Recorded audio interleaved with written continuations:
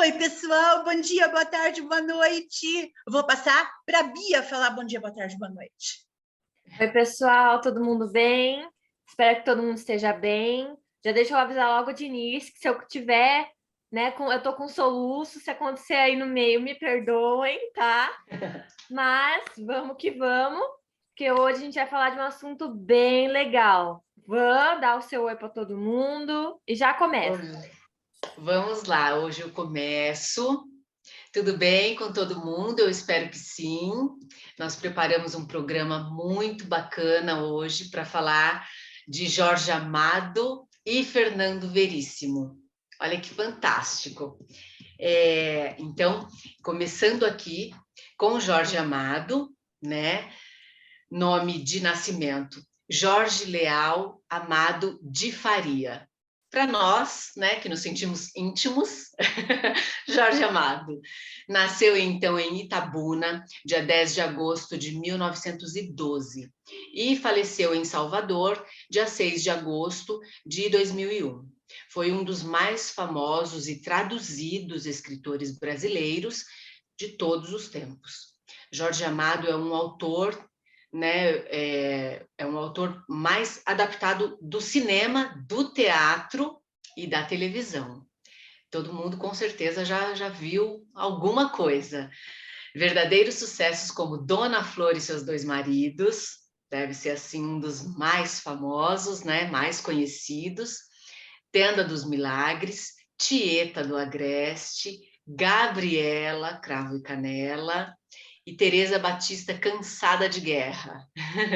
Foram criações suas, maravilhosas, né? A sua obra literária possui 49 livros ao todo, e também já foi tema de escolas de samba, por exemplo, por todo o país, né? Seus livros foram traduzidos em 80 países e em 49 idiomas, bem como em braille também, e em fitas gravadas para cegos. Olha que bacana, né? Que Nossa, muita sensacional. coisa. Ainda mais que isso, ele integrou também os quadros da intelectualidade comunista brasileira desde o final, né, da primeira metade do século XX, onde tinha a ideologia, né, que era presente em várias obras dele, como a retratação dos moradores do Trapiche Baiano, né, em Capitães da Areia, que é muito famoso, de 1937, né, por exemplo. O Jorge, então, ele foi superado, né, em número de vendas apenas por Paulo Coelho, que também é um gigante aí. Mas em seu estilo, o romance ficcional não há paralelo no Brasil. Ele foi o que mais vendeu em romance ficcional. Em 1994, a sua obra ela foi reconhecida com o prêmio Camões, que também, quem não sabe, é um prêmio muito grande aí no meio da literatura. Exato. Né? Ele foi, então, nascido em uma fazenda que ficava em Ferradas, perdão, que foi um antigo distrito, né, da recém-emancipada Itabuna, onde Jorge Amado logo ele migraria ali para viver na cidade de Ilhéus, por causa de uma forte enchente do rio Cachoeira e por causa também do surto de varíola e de gripe espanhola que sucedeu naquela parte do estado.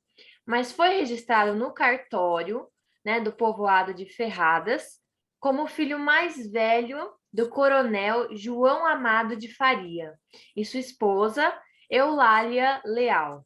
Né? Ele teve, então, outros 3 irmãos, né? O Joffre, o Joelson e o James. Vocês perceberam que tinha uma fixação por J ali, né? Mas tudo bem. Ele, então, o Jorge Amado, foi o único nascido em Ilhéus. Os seus outros irmãos nasceram em outro lugar. E olha, Bia, foi justamente na sede da antiga capitania de São Jorge dos Ilhéus que Jorge passou parte da sua infância, e por isso muitos atribuem seu local de nascimento à cidade que serviu de cenário para os romances e novelas da temática do cacau. Olha que interessante, já adolescente, ele, Jorge, aos 14 anos, começou efetivamente a participar da vida literária em Salvador, que é a capital da Bahia. Foi um dos fundadores da Academia dos Rebeldes, um grupo de jovens que desempenhou um importante papel na renovação da literatura baiana. Os seus trabalhos eram publicados em revistas fundadas por eles próprios. E antes de eu passar a palavra para as nossas queridíssimas, deixa eu aqui fazer um adendo. Quando nós dizemos que o Jorge ele só foi superado em número de vendas de livros por Paulo Coelho, com isso nós não estamos defendendo aqui a literatura de autoajuda. Não, muito pelo contrário. Porém, a gente faz a defesa do Paulo Coelho não em termos do seu conteúdo, respeitamos quem gosta, mas pelo fato de que o Brasil seja um país com per capita de leitura muito baixa. Então, as pessoas leem muito pouco no Brasil. E o Paulo Coelho, dos anos 90, ele consegue resgatar o hábito da leitura. Então, por um lado, a gente repudia aquele tipo de autoajuda, mas, por outro lado, também a gente agradece pelo fato de que, com a sensibilidade de seus livros, ele tenha podido fazer o brasileiro voltar a ler, gostar de comprar livros e ler. Um hábito que, de uma certa forma, se perdeu com a TV e se perdeu muito mais agora com a internet. Então, a gente releva a importância da leitura, porque somente a leitura, ela faz com que a gente tenha uma, como é que eu diria, uma atribuição mental melhorada. Somente a leitura fará com que nós tenhamos uma capacidade crítica mais elevada para observarmos essa questão textual, que quando a gente só ouve via TV, via rádio, ou então via podcasts, etc. e tal, não estamos aqui dizendo que não, estamos dizendo apenas que é tudo importante. Porém, não se pode abrir mão da literatura, E o Jorge Amado está aí para dizer para a gente o quão importante é tudo isso. Certo, Van? Para agregar a nossa inteligência intelectual. Exatamente. A leitura é muito importante, que são coisas que a internet trazem, mas não trazem assim tão, Porque a internet você tem que saber usar. Exatamente, você tem que saber usar, Então, mas enfim. Jorge Amado, então, foi para o Rio de Janeiro, capital, do país na época, para estudar na Faculdade de Direito da Universidade do Rio, atual Faculdade Nacional de Direito, e da Universidade Federal do Rio de Janeiro, UFRJ.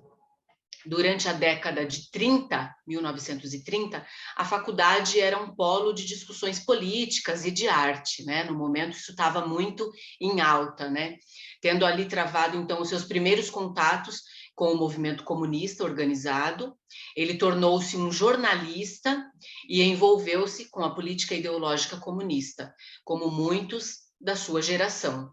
Em 1946, ele foi eleito deputado federal pelo Partido Comunista Brasileiro, PCdoB, em São Paulo, o que lhe rendeu fortes pressões políticas. A política era muito, os artistas e a política era muito naquele tempo,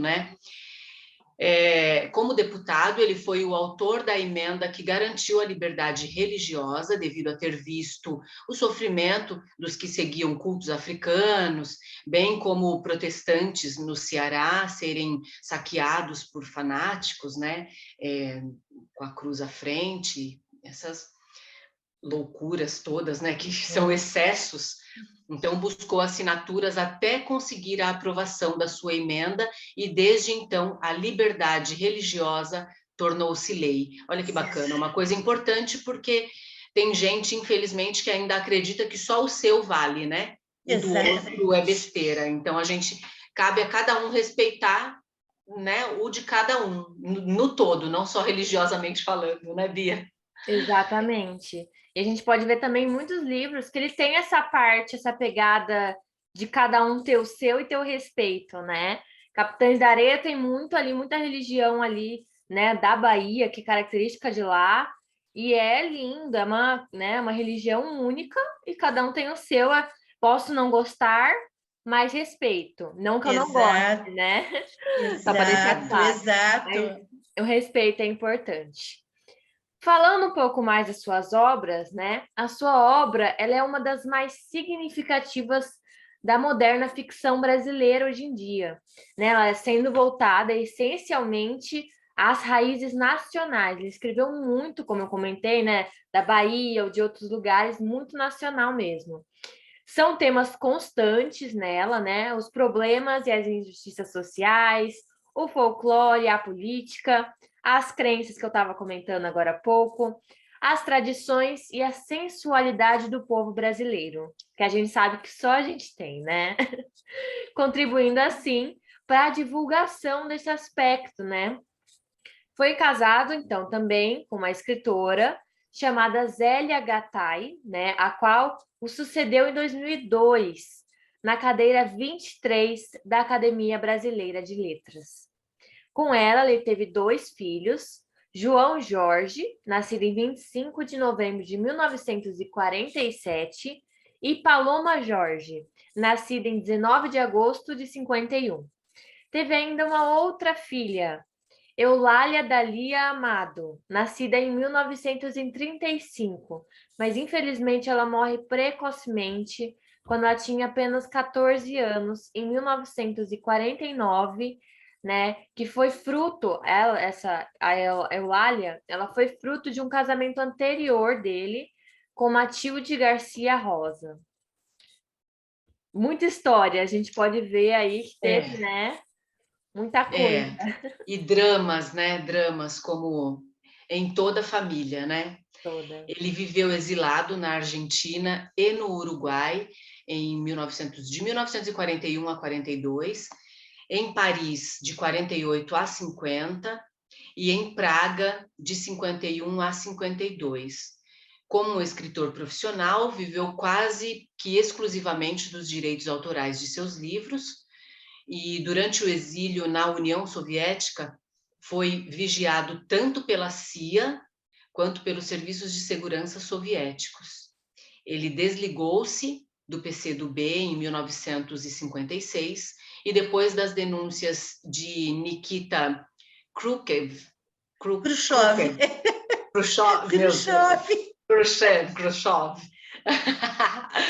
Não, muito, é russo, né? É muito para mim. Russo. Então, contra Satalin no 20º Congresso do Partido Comunista da União Soviética. E foi em 58, meninas, que ele publica Gabriela Cravo e Canela, que representou um momento de mudança na produção literária do autor e que até então abordava temas mais sociais. Nessa segunda fase, ele faz uma crônica de costumes, marcada por tipos populares, poderosos, como os coronéis e mulheres muito sensuais. Além de Gabriela Cravo e Canela, os romances Dona Flor e seus 2 maridos e Teresa Batista, Cansada de Guerra, são extremamente representativos dessa fase. Sim, exatamente, né? Como você estava falando, teve aí grandes leituras aí, né? Como, por exemplo, a obra Dona Flor e seus 2 maridos, que foi publicada pela primeira vez em 1966. Essa obra ela é considerada uma crônica de costumes de vida baiana. A gente já comentou em outro programa, quem não assistiu perdeu, sobre crônicas de costumes, né? Que é o dia a dia. Então, ela foi aí regida sobre a inspiração do realismo fantástico. A história mostra a Dona Flor, né, como uma mulher que consegue realizar a fantasia de levar para a cama o marido falecido e o atual ao mesmo tempo. O primeiro era um malandro e o segundo era exatamente o seu contrário. Só assim Dona Flor se sente realmente completa e feliz. Lembrando que a TV Globo, ela fez um caso especial à época com a Sônia Braga, o José Wilker e o Armando Gabus Mendes. O Armando Gabus Mendes, ele era o certinho, né? A Dona Flor, claro, a Sônia Braga, e o José Wilker era o malandro. Ele foi perfeito cara no papel. Dele, né? A cara dele. Maravilhoso. Maravilhoso. Bom, como a Má falou, ele virou depois, mas o livro ele é pontuado de receitas culinárias, né? ritos de candomblé e exemplos de uma contradição que tão bem retrata o Brasil, né? O convívio do sério com o irresponsável, né? Do prazer e o dever, né? Da regra e o jeitinho, né? Aquele jeitinho brasileiro. Ele virou, então, aí um sucesso editorial. A Dona Flor, ela se tornou uma das mais populares personagens da literatura nacional por tanto sucesso que teve, né? Inclusive tiveram várias, a Marília comentou dessa gravação, né, com o Zé Wilker e com a Sônia Braga, e tiveram outras tantas depois, né? De tanto que não se cansam de reproduzir essa obra de tão maravilhosa que é. Então, na década de 90, viveu forte tensão e expectativa de um grande baque, né, nas economias pessoais. Ele teve, então, uma falência aí do Banco Econômico, onde tinham as suas economias, e aí ele foi prejudicado, né? Não chegou, porém, a perder todas as suas economias, já que o banco acabou sofrendo. Eu acho que a Van teve um probleminha lá no áudio dela, mas a gente, como a gente sempre fala, somos uma equipe, né? Então, o banco, ele acabou, né, tendo uma perda significativa, porque o banco foi à falência. Então, ele não chegou a perder essas economias, já que o banco acabou sofrendo uma intervenção do governo e, portanto, o governo injeta dinheiro no banco, então ele não perde tudo. Mas com a saúde debilitada, havia alguns anos, ele morreu em 6 de agosto de 2001, devido a uma parada cardiorrespiratória. Em junho do mesmo ano, já havia sido internado por causa de uma crise de hiperglicemia. O corpo de Jorge Amado, ele foi cremado e suas cinzas enterradas em sua casa no bairro Rio Vermelho, em Salvador. As cinzas de Zélia Gataia, esposa dele, também foram depositadas no mesmo local quando morreu em 2008.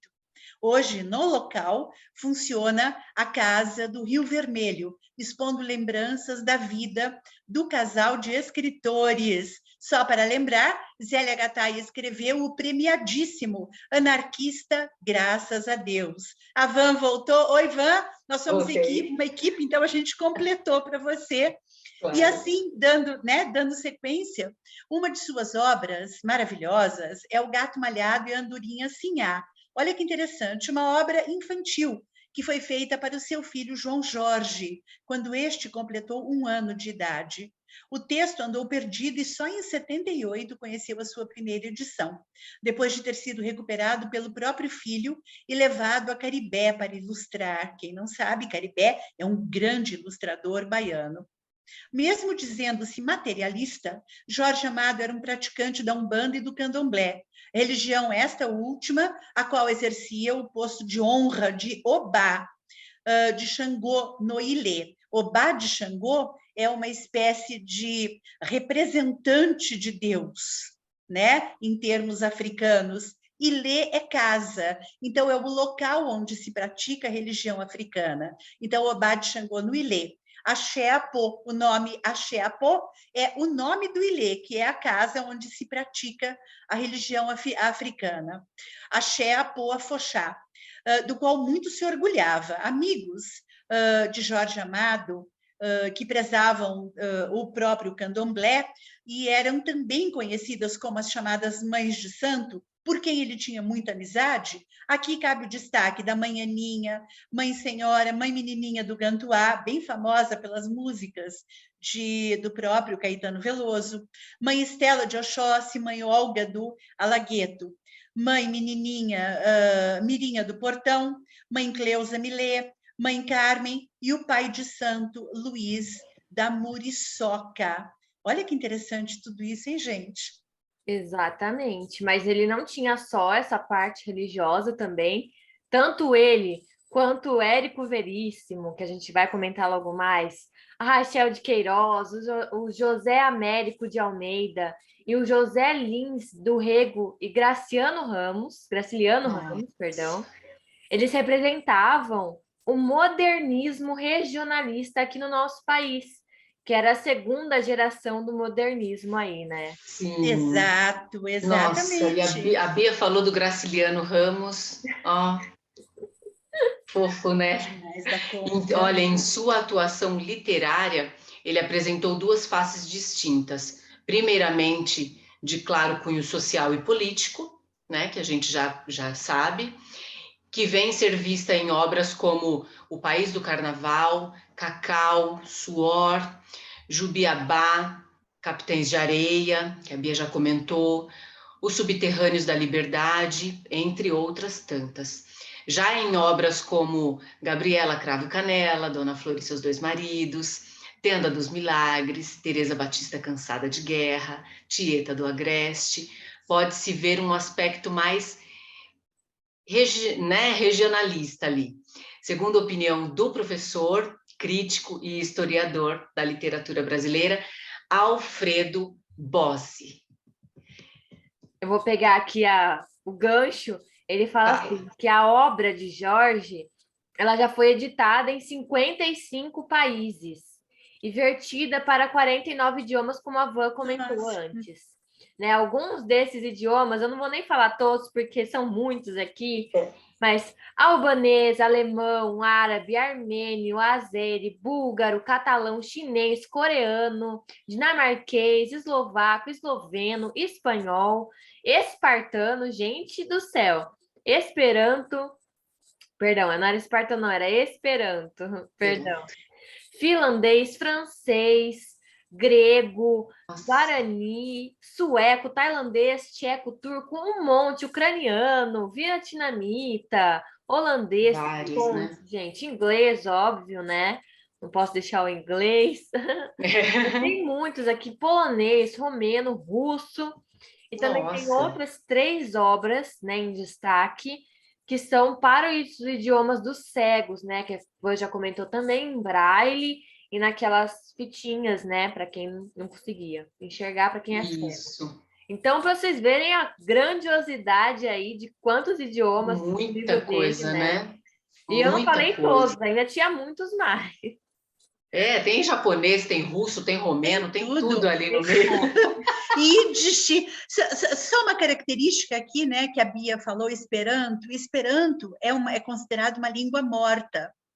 Mas, infelizmente, quando ele foi criado, né, no comecinho do século passado, ele foi criado com a intenção de ser um idioma universal. Se você falasse Esperanto, em qualquer parte do mundo você seria entendido. E isso aconteceu por conta de uma diversidade de coisas, guerras e tudo mais. E isso aconteceu, só que aconteceu com o inglês. Em qualquer parte do mundo que você fale inglês, não tem problema. Alguém vai te entender. Agora, o Esperanto, infelizmente, tornou-se uma língua morta, embora existam escolas e praticantes dessa língua. Mas ela ficou assim, uma coisa, né, distante. Tanto que a gente nem sabe, assim, nem conhece, né? Exatamente. Enfim, ele recebeu vários prêmios nacionais e internacionais, claro, né? Tanto que seus livros aí reproduzidos pelo mundo. Recebeu também graus de comendador e de grande oficial nas ordens da Argentina, Chile, Espanha, França, Portugal e Venezuela. E grande oficial da Ordem Militar de Santiago da Espada de Portugal, a 8 de março de 1980. E grande oficial da Ordem do Infante Dom Henrique, a 14 de julho de 86. Além de ter sido feito doutor honoris causa por mais de 10 universidades no Brasil, Itália, Israel, França e Portugal também. O título de doutor pela francesa Sorbonne foi o último que recebeu em pessoa durante a sua derradeira viagem a Paris em 98, quando já estava doente.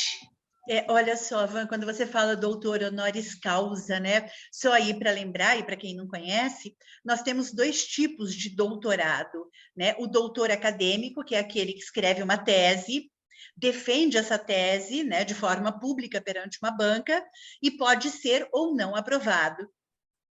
E nós temos também o doutor honoris causa, que é justamente aquele que não defendeu uma tese especificamente, mas por conta do conjunto de sua obra, lhe é outorgado este título, doutor honoris causa.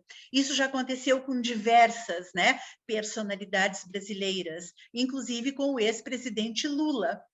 Ele é doutor honoris causa, é o conjunto de sua obra. Ele não é um doutor acadêmico, mas é um doutor honoris causa. Mas pegando aqui o gancho das meninas, mais além disso, ele foi membro da Academia de Ciências e Letras da República Democrática da Alemanha, da Academia de Ciências de Lisboa, da Academia Paulista de Letras e membro especial da Academia de Letras da Bahia. Dos prêmios e reconhecimentos, temos o seguinte: em 61, foi lançado o livro Jorge Amado, 30 anos de literatura. Em 67, a União Brasileira de Escritores fez a proposta do comitê... Só um minutinho. Meninas, por favor, aqui nós tivemos um problema de ordem técnica. Pronto. Fez a proposta do Comitê do Prêmio Nobel indicando Amado a concorrer ao Nobel de Literatura, porém o próprio recusou. Olha que interessante. No ano seguinte, torna a fazer a proposta, em 2012. O Correio do Brasil lançou o selo Jorge Amado, 100 anos, em homenagem ao centenário de nascimento do escritor, como também foi homenageado pela Escola de Samba Imperatriz Leopoldinense, com o enredo Jorge, Amado Jorge. Bonito, né? Muito bacana, né? Olha, em 4 de dezembro de 2014, ele recebeu, então, pós-mortem, né, da Assembleia Legislativa da Bahia, a Comenda de Cidadão Benemérito da Liberdade e da Justiça Social João Mangabeira, em razão de sua trajetória em defesa dos interesses sociais, a mais alta honraria do Estado. Olha que sensacional, né? Em 2017, ele foi homenageado pela ciência brasileira ao ter seu nome dado inspiração para batizar uma nova espécie de anfíbio descoberta no território brasileiro, a Philodites amadoi. Olha, que honra ter o nome, né? Honra! Olha que loucura. Que curiosidade bacana, né? Para vocês verem como é, né? Mesmo depois de ter falecido, ainda é, né? Ganha ainda títulos, é homenageado e é gigantesco, né? Jorge Amado também ele foi eleito, né, para a Academia Brasileira de Letras em 6 de abril de 61. Ele foi ocupando, então, a cadeira 23, que eu já comentei, que a sua esposa, né, depois ela ocupou essa cadeira, né, cujo patrono é José de Alencar, e que pertencia anteriormente a Otávio Mangabeira, né? De sua experiência acadêmica, bem como para retratar os casos, né, dos imortais da ABL, ele publicou Farda, Fardão, camisola de dormir, numa alusão, né, clara ao formalismo, né, da entidade e à senilidade de seus membros da época. Sobre as cartas de Jorge Amado, são mais de 100.000 páginas em processo de catalogação, né? As cartas trocadas com gente do mundo inteiro ali, guardadas em um acervo isolado de sua fundação, obviamente. A doação ela foi entregue com uma ressalva ali, que estava escrito o seguinte: Jorge escreveu que somente 50 anos após sua morte, esse material devia ser aberto ao público. Segundo a poeta Miriam Fraga, que dirige a casa desde sua criação há 20 anos, ele queria que essas cartas fossem abertas somente há 50 anos após a morte dele. Olha só, poxa, deixando história aí, né? Gente, tem um barulho aqui no redor, vocês estão ouvindo, não? Dá para eu falar? Não dá para ouvir nada. Então, tranquilo, porque senão eu ia pedir para alguém ler. Lê para mim, porque para mim o barulho está alto, mas se não está atrapalhando ninguém, então está ótimo. Vamos lá. Então, de relatos sobre os livros e obras de arte, né, a fatos do cotidiano, correspondeu-se com grandes escritores, poetas e intelectuais de seu tempo. Graciliano Ramos, né, que a gente já comentou, Érico Veríssimo, Mário de Andrade, Carlos Drummond de Andrade, Monteiro Lobato, Gilberto Freire, só os incríveis, né? Só os Entre incríveis. tantos outros brasileiros. E também, olha que bacana, Pablo Neruda, Gabriel Garcia Marques e José Saramago, entre tantos outros estrangeiros. Que Só nomes, né? lembrando, esses 3 foram prêmios Nobel de Literatura. Então, que no caso ele também só não foi porque ele se recusou, né? Olha como os Exatamente. nomes, que peso, né? Muito Exatamente. bacana. Então, no campo da política, a correspondência se estabeleceu com nomes os mais variados, como Juscelino Kubitschek, François. Aí a Marília que vai conseguir me ajudar. Vou ajudar. François François. Mitterrand. Aí, François Mitterrand. Ah, gente, É, por favor. que foi presidente da França. O François Mitterrand foi presidente da Ah, França, se eu não me engano, nos anos 70. aí, 70 gente, ou a mulher 80. lembra até, imagina, eu não estava aqui ainda. Antônio Carlos Magalhães também, aí eu já Isso. consigo falar, Antônio Carlos Magalhães.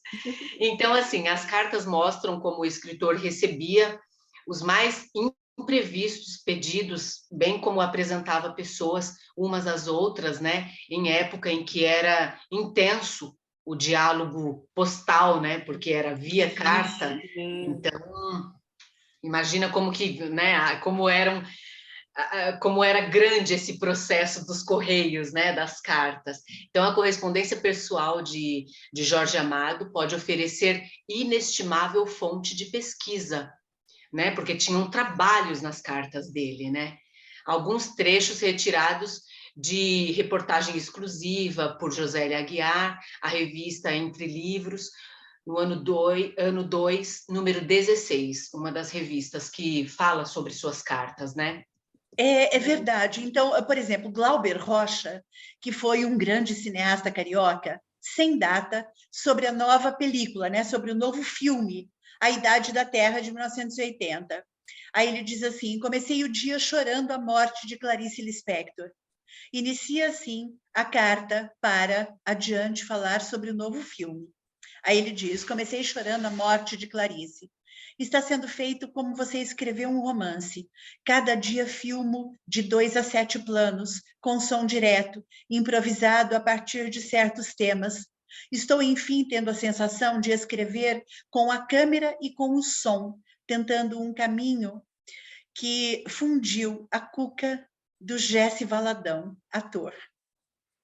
Mário de Andrade, logo após ler Mar Morto, em 36, elogia o que chama de realidade honesta e a linda tradição de meter lirismo de poesia na prosa. Acaba de se doutorar em romance o jovem Jorge Amado, grande promessa do mundo intelectual. Teve Olha, outro eu peguei também. 2 trechinhos, só para a gente poder entender, né, em épocas diferentes. Sim, teve outros também que comentaram essas cartas, né? Por exemplo, Monteiro Lobato, que ele também sofreu, né, uma forte impressão após ler Mar Morto, né, de 1936. Ele fala assim: li-o com a mesma emoção trágica que seus livros sempre me despertam. E ele conta, então, que ao visitar o cais, né, do Porto de Salvador, havia previsto que a obra seria escrita. Ele fala assim: qualquer dia o Jorge Amado presta atenção e pinta os dramas que devem existir aqui, adivinhei, né? Imaginando que o Jorge escrevia o que ele via no dia a dia lá em Salvador. Outro que também fala um pouco é Pablo Neruda, que ele faz uma carta aberta, uma carta breve ali, né? Com a data de 16 de outubro e o ano ninguém sabe, né? Um ano incerto ali. Ela foi escrita à mão, como era muitas, né? Antigamente era tudo na mão. Ela diz assim: será que no Brasil eu poderia fazer 1 ou 2 recitais pagos? Haverá algum empresário interessado em organizar com seriedade essa turnê? Né? Lembrando que Pablo Neruda, além de escritor, era poeta. Sim. Né? Tem outros também aí que faziam parte, né, desse círculo de amizade de Jorge Amado, que vale a gente citar aqui, né, como Federico Fellini, Alberto Moravia, Yves Montand, Georges Semprún, Pablo Picasso, Oscar Niemeyer, nossa, nomes grandes aí, hein? Vinícius de Moraes, Jean Paul Sartre e Simone de Beauvoir. Ou seja, tudo nome pequeno aí, é tudo um círculo de amizade basiquinho, né? Olha só a amizade basiquinha dele, né? Bobagem. Fellini, um dos maiores diretores italianos, Alberto Moravia, escritor, Yves Montand, ator, Georges Semprún, ator, Pablo Picasso, meu Deus, Picasso, né? Oscar Niemeyer, Vinícius de Moraes, Jean Paul Sartre e Simone de Beauvoir, um casal, um dos mais importantes filósofos, pensadores do século XX. Ou seja, as amizades dele, assim, de bairro ali, né? Amizadezinha. Pensar que naquele tempo todo mundo estava crescendo, né? Para ser o que é hoje, né? Olha que coisa assim incrível. E agora eu vou falar um pouquinho sobre as suas obras publicadas, né? Algumas obras que temos numa biblioteca pública. Então, olha, País do Carnaval, romance, alguns romances aqui eu vou ler, olha, romances, O País do Carnaval, de 1931, Cacau, de 33, Suor, de 34, Jubiabá, de 35, Mar Morto, de 36 e Capitães da Areia, de 37. Agora, poesia, A Estrada do Mar, de 1938. Biografias, ABC de Castro Alves, de 41, e de 42, O Cavaleiro da Esperança. Mais 2 romances, em 43, Terras do Sem Fim, e em 44, São Jorge dos Ilhéus. Bahia de Todos os Santos é um guia, de 1944. Seara Vermelha, outro romance em 46, o escritor de romances, né? O Amor do Soldado, teatro em 47, O Mundo da Paz, Viagens, de 51, O Subterrâneo da Liberdade, romance, agora tem uma outra relação de romances aqui, a partir de 1954.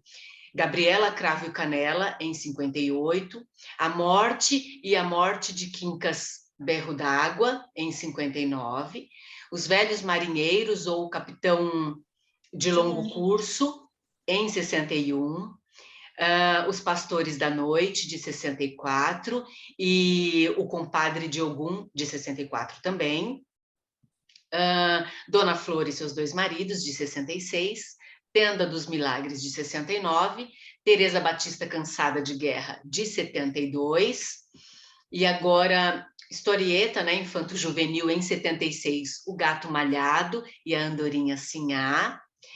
Em 77, o romance Tieta do Agreste. Em 79, Farda, Fardão, Camisola de Dormir, romance também. Contos do Recente Milagre dos Pássaros, de 79. Então, em 79 teve romance e teve contos, olha que legal. O Menino Grapiúna, Memórias, em 81, A Bola e o Goleiro, literatura infantil, em 84, e também o romance Tocaia Grande, olha, e O Sumiço da Santa, em 88, Navegação de Cabotagem, Memórias, em 92, A Descoberta da América pelos Turcos, um romance de 94, Uma Fábula, em 97, O Milagre dos Pássaros, e em 2008, Crônicas, Hora da Guerra. Em 1995, iniciou-se, então, o processo de revisão da obra do escritor por sua filha Paloma, e os livros ganharam novos projetos gráficos. Atualmente, os direitos pertencem à editora Companhia das Letras, que está relançando todos os seus livros. Olha que legal! Olha a quantidade de livro que esse cara tem, não é? E é de todos Olha. os tipos possíveis, todos os gêneros. Romance, infantil, conto, tem memórias, tem um monte de coisa ali. Não posso... Fala, Tem Mar. para todos os gostos. Tem para todos os gostos. Vou dar aqui uma dica. Tem tudo para a gente baixar na internet. Olha que fantástico. Mas tem gente que ainda prefere ficar no TikTok vendo gato pulando no telhado, entendeu? Gente louca berrando na rua. Quer dizer, eu não entendo o tempo que a gente perde com isso. Aquilo que a gente falou sobre valorizar a inteligência intelectual, né? Que a internet nos ajuda muito nesse sentido, mas se a gente souber usar, né? Exato. Então a gente só perde tempo. É bacana também dar umas risadas, se divertir um pouco, mas tudo com moderação, né? Tudo com moderação, não só isso, né? É aquela coisa, você controla a internet, não é a internet que te controla, não é mesmo? Não é para deixar a internet controlar, né? Exatamente, perfeito. Além de todos esses livros que a Van comentou, a gente tem também aí algumas adaptações.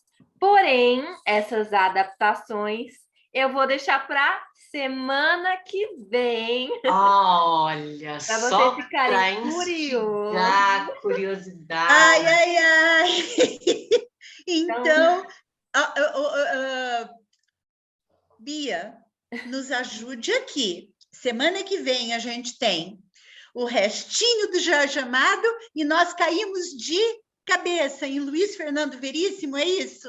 Isso mesmo, a gente vai começar Luiz Fernando Veríssimo. Acho que a gente não vai dar conta de falar de tudo num programa só, porque é muita coisa.